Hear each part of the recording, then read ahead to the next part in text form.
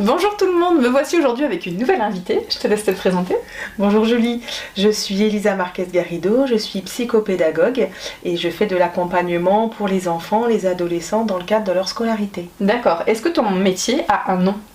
Ça s'appelle la psychopédagogie positive. Très bien, concrètement, en quoi ça consiste ? Ça consiste en fait à aller accueillir l'enfant dans sa problématique scolaire. D'accord. L'idée étant que tous les enfants sont capables de remplir le contrat de l'école, ils sont tous capables de réussir. La question c'est que l'école va privilégier certaines approches méthodologiques, également de profils, de méthodes d'apprentissage, et on ne s'y retrouve pas tous. Et c'est normal parce que justement on a tous nos préférences en fait d'apprenants et de notre façon d'apprendre. D'accord. Donc l'idée c'est d'aller effectivement accompagner l'enfant, le jeune, pour qu'il comprenne quelle est sa façon d'apprendre, sachant qu'il y a 3 grands profils. Donc D'accord. l'idée c'est de dresser, je dirais, un profil, et puis ensuite d'aller mettre justement les stratégies, la méthodologie. Donc on est vraiment, je dirais, loin pour le coup du soutien scolaire. D'accord. Les devoirs ne seront qu'un cas pratique pour justement aider l'enfant à mettre en application ce qu'on verra ensemble, et on est beaucoup plus sur le comment on apprend. C'est vraiment l'enjeu.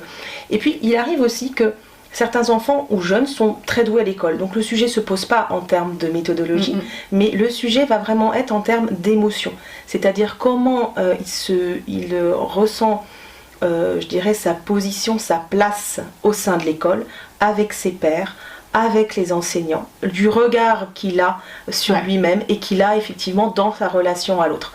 Et du coup aussi, s'il peut se poser aussi la question du regard des parents aussi sur effectivement leur enfant. La pression qu'on peut ressentir, à se sentir exclu d'un groupe, trop de pression de réussite des parents, un adulte à l'école qui nous tyrannise, tout ça c'est mis en avant sûrement dans ton accompagnement, c'est ça ? Tout à fait, et pour décrypter, pour que le jeune comprenne bien quelle est sa place d'apprenant, qu'est-ce qu'on attend de lui, quel est le rôle de l'enseignant, comment il est formé, quelles sont ses attentes, comment il travaille, pour que du coup ça devienne, je dirais, plus évident, parce qu'on va mettre du sens, on va mettre une vraie réalité.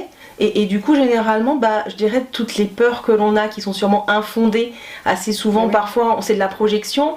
Et puis, du coup, l'idée aussi, c'est de comprendre ce qui se joue et en même temps de trouver sa place. Je dirais vraiment émotionnellement, c'est-à-dire rentrer en lien avec l'autre, avec ce qui est juste pour soi, juste pour le jeune.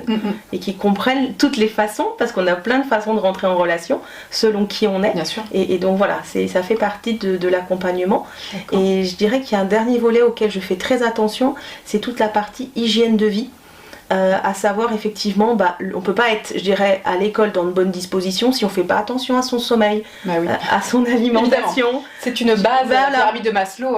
Si tu as un enfant qui est en danger, il survit, il va pas apprendre correctement à l'école. Voilà, c'est très important avec le jeune de lui donner des clés pour qu'il comprenne son fonctionnement, le fonctionnement de son corps, et du coup comment justement, après dans sa vie, c'est de la théorie, je dirais, du fonctionnement, de l'éclairage que je peux apporter, comment dans sa vie en fait ça trouve résonance. Est-ce qu'il y a des leviers qu'il faut un petit peu ajuster, changer pour faire une nouvelle expérience, voir ce que ça apporte, mais l'idée étant d'avoir un apprentissage fructueux mais en capitalisant sur son bien-être physique. D'accord, et puis de ce que j'entends, c'est un outil de développement personnel pour les enfants, parce que c'est aussi un outil pour savoir être avec soi et avec les autres, donc c'est une pépite cette profession, elle devrait être dans toutes les écoles et partout ailleurs. Ouais, c'est vrai que c'est dommage qu'ils ne sont pas plus médiatisés. Oui, parce que c'est un métier qui est récent, et puis c'est surtout qu'aujourd'hui dans la proposition, je dirais, de ce qui existe autour de la scolarité, il y a vraiment le coaching ou renforcement, je dirais, scolaire, du soutien scolaire. À l'autre bout, il va y avoir vraiment la psychologie, le psychologue scolaire qui intervient, mais l'entre-deux, finalement, c'est là où nous on intervient en tant que psychopédagogue. Et moi, ce que j'aime infiniment, c'est que je me considère un peu comme, entre guillemets, le médecin généraliste. Parce que du coup, je fais un diagnostic 360 du jeune, de son environnement, de sa famille. Voilà, tout un ensemble d'éléments. Et ensuite, on va tirer les fils, en fait, de comment ça se passe. Alors soit avec une problématique très concrète, on n'arrive pas bien à lire, c'est difficile, donc pourquoi, et on va apporter de la méthode sur ça, et des fois c'est pas ça du tout, on a d'autres cas où effectivement ça va être plus l'émotionnel qui va être en jeu, donc on va voir ce qui se joue dans la maison, ce qui se joue avec les parents, ce qui va se jouer aussi pour le jeune, ce qu'il ressent, donc voilà les problématiques, et j'aime énormément travailler du coup avec des collègues, je dirais de d'autres disciplines, des coachs parentales, parce qu'il y en a les parents doivent se remettre en question, et c'est pas toujours évident. de comprendre quel est le rôle du parent. Surtout quand il y a un blocage scolaire, on n'est toujours pas formé en tant que parent, et donc c'est vrai qu'on ne sait pas toujours quoi dire, comment réagir. Donc c'est trouver la juste place pour soi, et puis se questionner un peu sur toute l'importance qu'on met dans certaines choses et sur la scolarité. Alors que la scolarité ça dure quand même un certain temps, il y a le temps de se former, il y a quand même beaucoup de répétitions, et je pense qu'il faut vraiment d'abord être sur le critère de confiance avec son enfant, sur le regard positif qu'on peut lui apporter. Un point pour être, je dirais, un vrai pilier, un socle sur lequel le jeune peut toujours revenir, toujours s'appuyer, et puis progresser, je dirais pas à pas. Qui perd pas de notre amour quand il y a des notes en dessous de la moyenne, parce que c'est violent quand même, ce monde où si on punit, on récompense les enfants en fonction de leurs notes, comme si ça nous donnait une idée claire de leurs compétences, de leurs acquisitions. C'est très fluctuant tout ça, c'est pas aussi binaire. En général, ce sont des enfants de quel âge qu'on t'adresse ? Eh bien ça dépend, je peux avoir des enfants de maternelle qui ont besoin de comprendre en fait ce qu'on attend à l'école, des parents des fois qui n'en sont pas francophones, ou du coup le langage c'est pas évident, comprendre aussi que on rentre à l'école, donc il va falloir apprendre à se poser, il va falloir apprendre à développer donc certaines compétences pour arriver, donc on passe par le jeu, il y a beaucoup d'implications du coup des parents pour arriver à mettre des jeux en place qui vont aider l'enfant du coup à intérioriser le fait qu'il va falloir parfois, quand on est beaucoup dans la motricité, ce qui est très normal à cet âge-là, effectivement de revenir à des choses où on va être capable en termes de gestion de parole, de prise de parole, ou bien même physiquement, ne pas s'engager tout de suite et avoir le temps d'attendre un petit peu.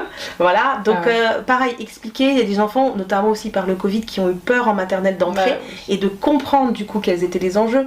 Donc très important, moi je vois en psychopédagogie, de leur donner tout ce cadre nouveau qu'est l'école, qu'est-ce qu'on va attendre d'eux, comment ça va se faire, de dialoguer du coup avec les parents aussi sur ces aspects-là, pour les aider. Donc ça peut être de cas d'enfants de maternelle, ça peut être aussi des enfants bien évidemment en primaire, l'élémentaire, où ils ont besoin du coup de méthodologie, parce que l'apprentissage de la lecture, la confiance en soi, des petites choses qui sont pas bien ajustées mais un peu tête en l'air encore, alors on va mettre des petits outils de renforcement pour les aider à penser à certaines choses, à s'organiser pour progressivement aller vers l'autonomie.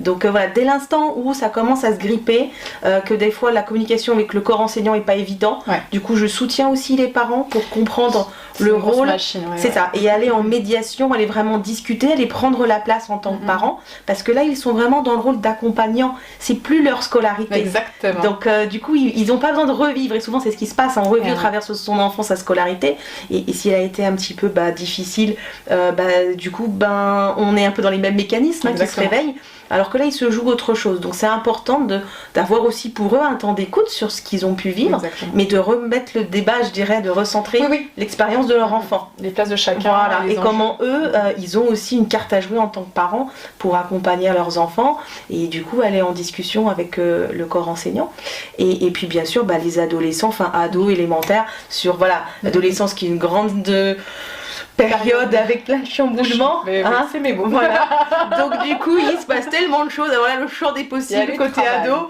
il y a plein de choses possibles, parce que j'en accompagne plusieurs et nombreux, et ils ont tous, j'ai envie de dire, des problématiques qui sont très, très différentes, très nuancées selon les familles, et c'est pour ça que même si mon métier a vraiment des outils qui sont